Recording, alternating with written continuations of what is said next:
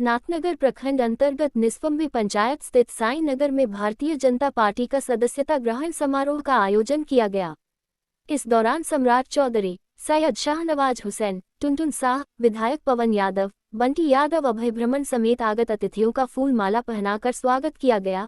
काफी संख्या में भाजपा नेताओं ने मिलकर मनीष यादव को भाजपा का सदस्यता दिलाई। साथ ही करीब 100 लोगों ने भी भाजपा का सदस्यता ली। इस दौरान सम्राट चौधरी ने कहा कि मनीष यादव के नेतृत्व में भारतीय जनता पार्टी और मजबूत होगी। आप लोग मजबूती के साथ रहें और पूरा सहयोग करके देश के प्रधानमंत्री नरेंद्र मोदी जी को मजबूत करें और बिहार में भाजपा की सरकार बनाएं।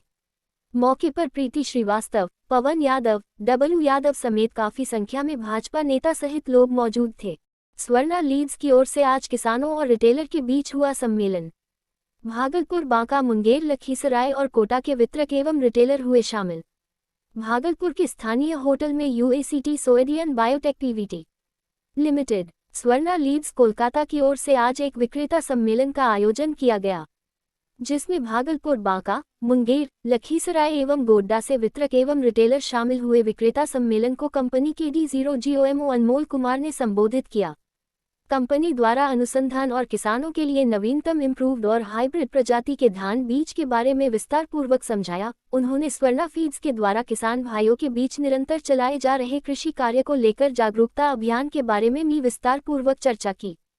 साथ ही उन्होंने समस्त विक्रेता बंधुओं एवं किसान भाइयों को ये विश्वास दिलाया कि हर परिस्थिति में कंपनी आपके सहयोग के लिए तत्पर है।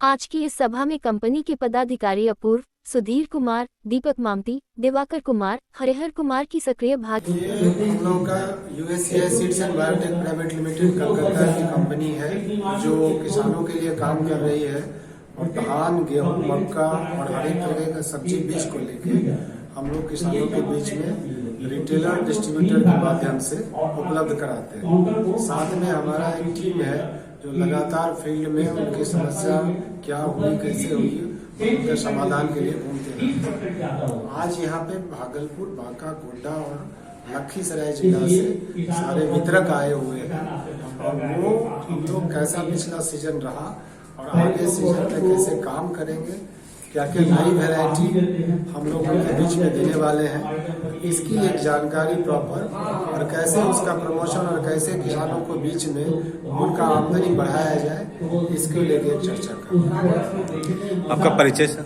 मैं Anmol Kumar, DGM USCI seeds and biotech. सरकार को अगर हिम्मत है तो रोक कर दिखा दे धीरेन्द्र शास्त्री को बिहार आने से सम्राट चौधरी। बाबा धीरेन्द्र शास्त्री का 13 मई को बिहार में आगमन है। पटना में कार्यक्रम होना है जिसमें लाखों लोगों के पहुंचने की बात सामने आ रही है, लेकिन बीते कई दिनों से बिहार में इसको लेकर सियासत हो रही है। अब भाजपा के बिहार प्रदेश अध्यक्ष सम्राट चौधरी ने भी इसको लेकर बड़ा बयान दिया है।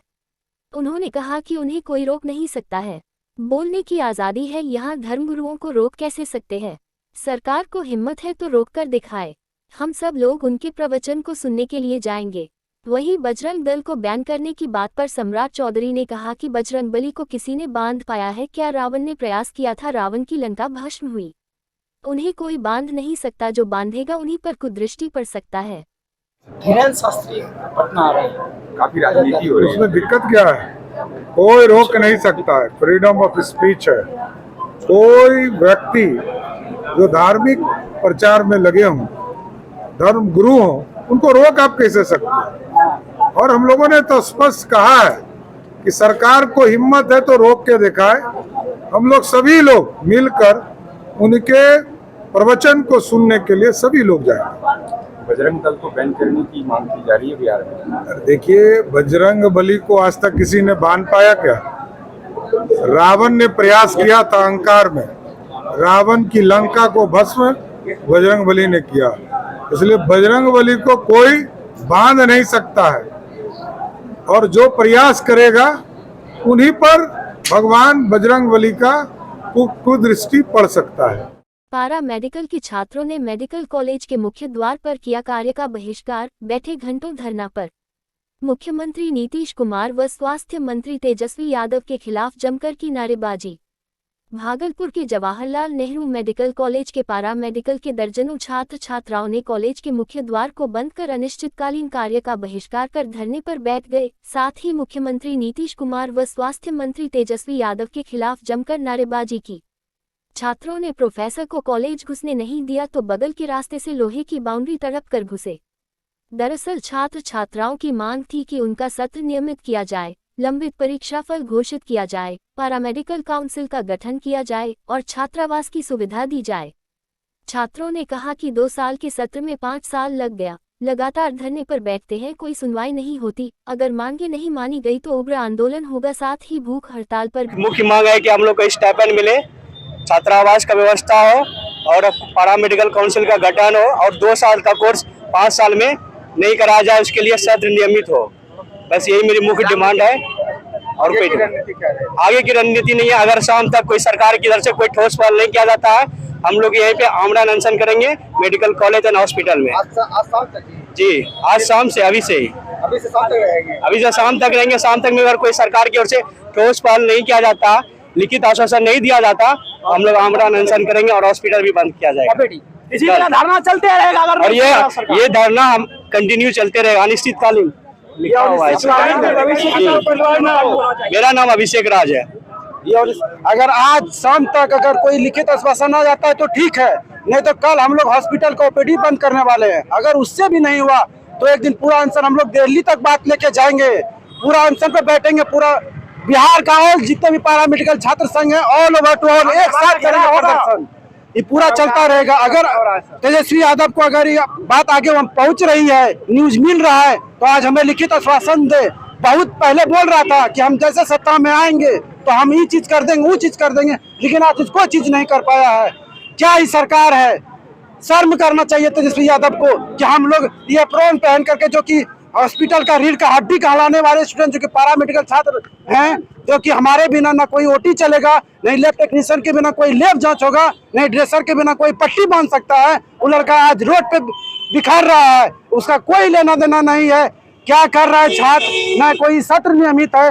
क्योंकि अभी हम लोग हम अभी 18-20 सेशन का स्टूडेंट है, हमारा कोर्स 2 साल का 5 साल हो रहा है, जो कि अभी 5 साल होने के बावजूद भी अभी हम लोग का कोई फाइनल तक नहीं हुआ। ये बात माने कि एग्जाम हो गया, एग्जाम होने के बाद तुरंत कोई भी अगर चुनाव होता है उसका रिजल्ट जारी 5 दिन 10 दिन लेटेस्ट 15 दिन में जारी कर दिया था। लेकिन हमारा भी एग्जाम 6 महीना बीत चुका है, लेकिन क्या खबर है, कोई सूचना भी नहीं है। मेरा नाम श्रवण कुमार है, 18-20 सेशन का स्टूडेंट है। डीडीसी ने नवगछिया प्रखंड कार्यालय का किया निरीक्षण। भागलपुर नवगछिया में डीडीसी अनुराग कुमार ने नवगछिया प्रखंड कार्यालय का औचक निरीक्षण किया है। उन्होंने कार्यालय भवन और फाइलों के रखरखाव का जायजा लिया और पदाधिकारियों को आवश्यक निर्देश दिया। उन्होंने किस भवन में कौन सा कार्य चल रहा है, इस बात की जानकारी पदाधिकारियों से ली। अनुराग कुमार ने कहा कि किसी भी प्रखंड में प्रखंड कार्यालय महत्वपूर्ण होता है। उन्होंने कहा कि यहाँ और क्या बेहतर हो सकता है, उसको लेकर समीक्षा की गई। जबकि नए प्रखंड कार्यालय परिसर के लिए प्रखंड विकास पदाधिकारी और अंचलाधिकारी को 2.5 एकड़ जमीन चिन्हित कर प्रस्ताव भेजने का निर्देश दिया गया। प्रखंड कार्यालय में बराबर हो रही चोरी की बाबत उन्होंने कहा कि पुलिस को नियमित गश्त करना चाहिए। पुलिस नियमित गश्त भी करती है। जबकि चहारदीवारी निर्माण के लिए भी प्रक्रिया शुरू की गई है और पदाधिकारियों को आवश्यक निर्देश भी दिया गया है। वहीं जगतपुर झील में चल रहे मनरेगा से सौंदर्यीकरण के कार्य की भी डीडीसी ने समीक्षा की है। लोकमानपुर पुल के अप्रोच पथ के लिए अर्जित की जाने वाली जमीन का भी लिया जायजा। लोकमानपुर में बहुप्रतीक्षित योजना से बन रहे कोसी नदी पर पुल के अप्रोच पथ में अर्जित की जाने वाली जमीन का भी डीडीसी अनुराग कुमार ने जायजा लिया है। उन्होंने कहा कि नवगछिया के कदवा में 2 एकड़ भूमि का अधिग्रहण होना है, जबकि खरीक प्रखंड के लोकमानपुर अंतर्गत आने वाले करीब 15 एकड़ जमीन का अधिग्रहण किया जाना है। अनुराग कुमार ने पत्रकारों को जानकारी देते हुए कहा कि उन्होंने भू अर्जन के लिए प्रस्तावित जमीन का मुआयना किया है। सभी जमीन कृषि भूमि है। अधिग्रहण किए जाने के बाद भूमि मालिकों को मुआवजे की राशि दी। निरीक्षण हुआ सर, क्या कुछ पाया आज बेसिकली खरीक गए थे भू अर्जन के काम से लोकमानपुर साइड, और उसके बाद जब यहाँ से लौट रहे थे तो ये औचक निरीक्षण किया गया नवगछिया ब्लॉक का। बेसिकली ब्लॉक ऑफिस का रखरखाव, कहाँ पे कौन सी बिल्डिंग बनी हुई है और किस तरह से जो ब्लॉक कार्यालय उसको और बेहतर किया जा सकता है, उसी के आलोक में अभी समीक्षा की गई और दिशा निर्देश दिए गए हैं बीडीओ साहब को। और साथ में ही यहाँ एक जगतपुर झील है, उसमें भी जो काम मनरेगा द्वारा हो रहा है उसकी भी समीक्षा की जा रही है। सर नए भवन की बनने की बात आ रही है, क्या कुछ ब्लॉक का भवन कल? देखिए, ये एक बेसिक है कि ब्लॉक एक मेन ऑफिस, सरकारी जो कार्यालय होता है किसी भी लोग के लिए ब्लॉक कार्यालय ही होता है, तो इसलिए ज़रूरी है कि ब्लॉक को एक अपना भवन और अपनी ज़मीन हो। उसको लेकर के जहाँ पे भी पुराने कई सालों से जो ब्लॉक ऑफिस संचालित हैं, विभाग के तौर से एकदम मिशन मोड में काम कराया जा रहा है कि हर ब्लॉक की अपनी एक अच्छी बिल्डिंग हो, जिसके लिए ज़मीन चिन्हित करके विभाग को उपलब्ध कराना होता है।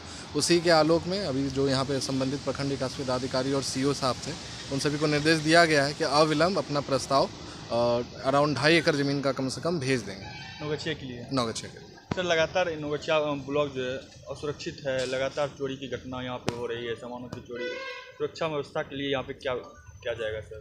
तो देखिए, यहाँ पे पुलिस के तरफ से रेगुलर गश्ती की भी जाती है और जो इस तरह के इंसिडेंट्स होते हैं उसमें बेसिक सा यही रहेगा कि और गश्ती इसमें बढ़ाई जाएगी पुलिस के द्वारा।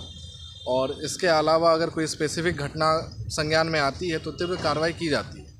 फिर बाउंड्री वाल बहुत बड़ी समस्या है यहाँ पे, चारों तरफ बाउंड्री वाल के लिए, और सुरक्षा गार्ड यहाँ पे रहे उसके लिए विभाग से दिशा निर्देश आए हैं। जो 4 दीवारी है उसके लिए सूचना इकट्ठा की जा रही है विभाग में। हम लोगों ने भी यहाँ पे ब्लॉक को पत्र दिया है 4 दीवारी से संबंधित कि हर ब्लॉक कैंपस जहाँ पे 4 दीवारी नहीं है वो अपने लिखित तौर पे पूरी विस्तृत जानकारी देंगे, ताकि विभाग को इसके बारे में सूचित कर दिया जाए, ताकि वहाँ से फंड एलोकेट किया जाए। तो इस पर भी काम किया जा रहा है। खरीक में सर कहाँ दौरा हुआ? खरीक में भूअर्जन को लेकर के नौगछिया के कदवा दियारा से होते हुए उधर लोकमानपुर मौजा है, उनका निरीक्षण किया गया था। पुल का जो निर्माण हो रहा है, हाँ, पुल को निर्माण को लेकर के जो अप्रोच पथ बनना है उसको लेकर जो भूअर्जन होनी है ज़मीन की लगभग 15 एकड़ है, और इधर 2 एकड़ आपका कदवा दियारा में, उसकी समीक्षा की गई थी, उसकी जांच की गई थी कि वो किस किस्म का है। तो उसमें क्या उसमें कोई विवाद ऐसा कुछ भी नहीं है, और ये एक पूरी खेतियर भूमि थी, तो उसी को स्थल निरीक्षण किया गया था। तो मुआवजा उन लोग को दिया जाएगा? हाँ, जो भी रहित चिन्हित होंगे, जिनके पास भी कागजात होंगे, उनको मुआवजा दिया जाएगा।